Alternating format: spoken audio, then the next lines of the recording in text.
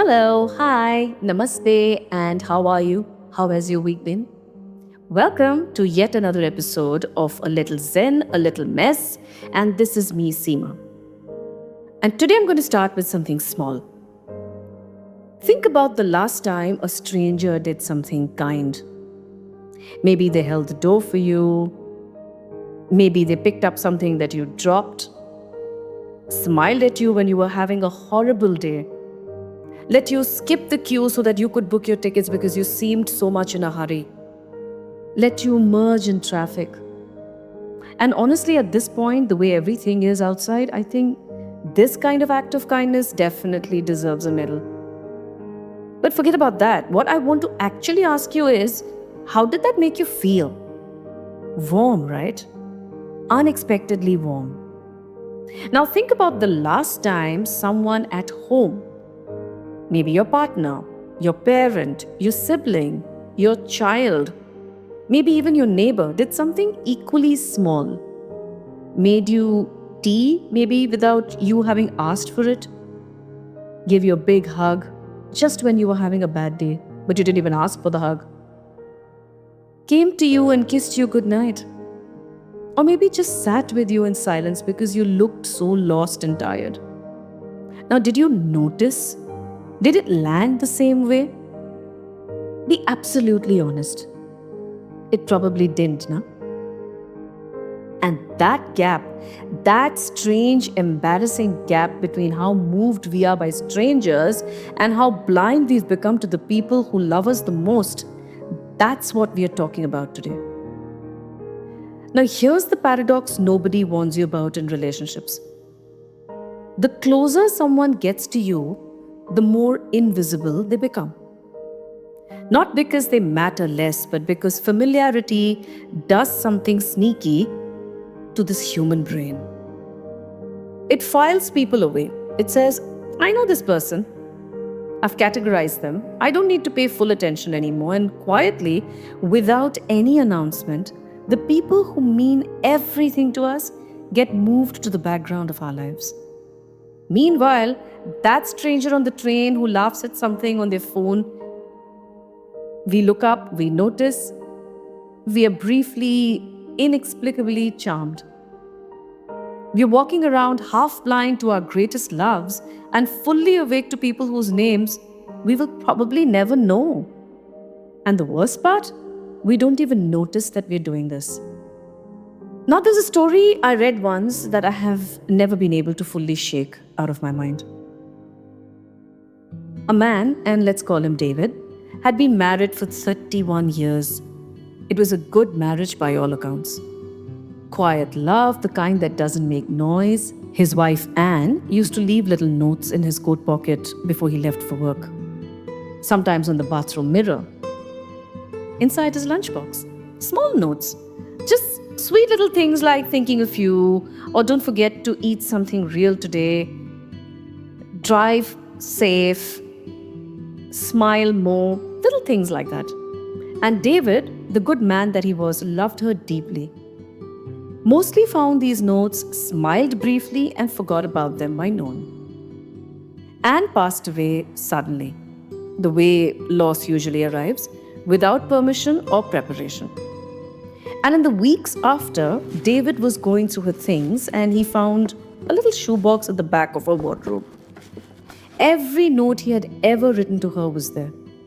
Birthday cards, grocery lists with a little heart at the bottom, a post-it from 1997 that just said, "Home late, love you." She had kept every single one. And he stood there holding that shoebox, realizing that she had treated every small thing from him like treasure. While he had treated every small thing from her, well, like any other ordinary Tuesday. He said later, "This is the part that stays with me. I loved her completely. I just forgot to look at her."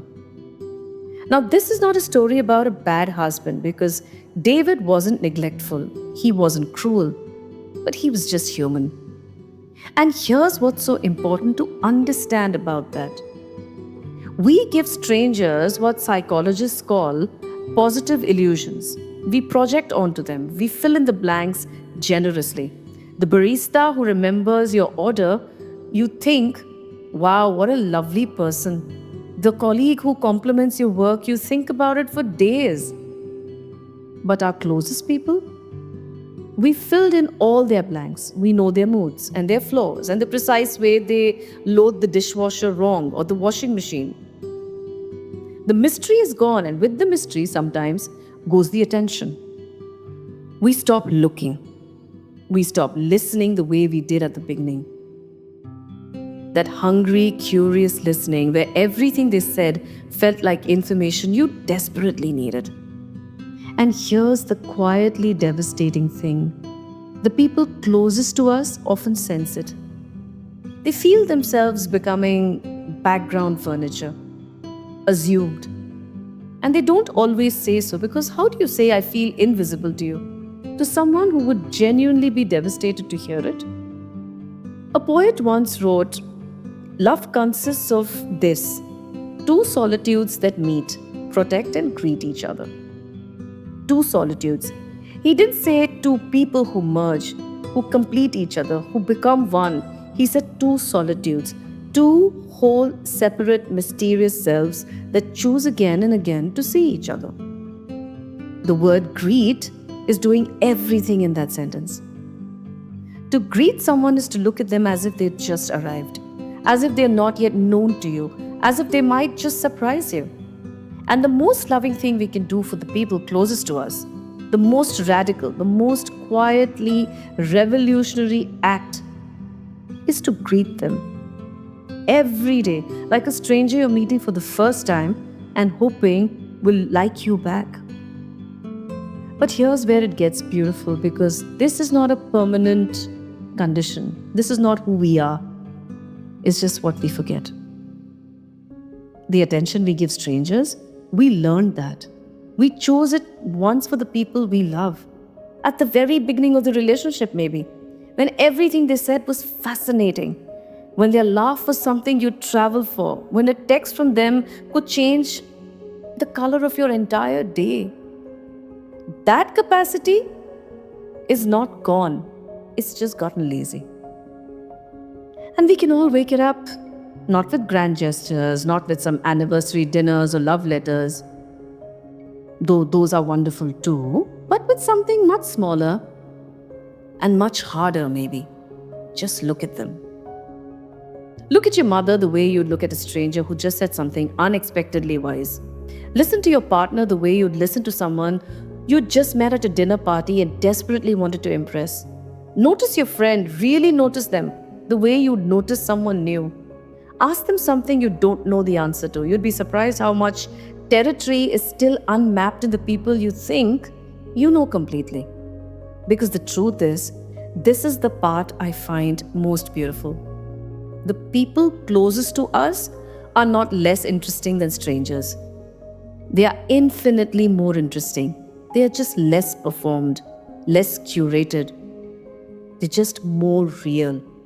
And real, once you remember to look at it, is the most astonishing thing there is.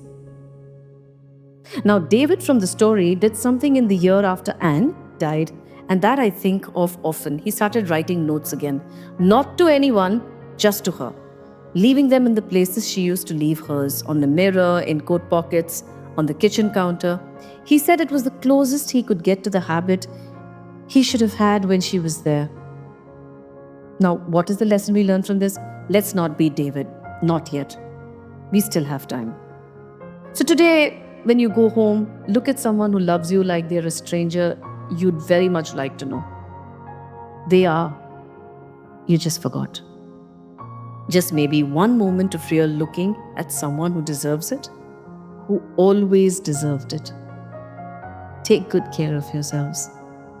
And we'll speak to you again next week. So much love to each one of you. Bye for now.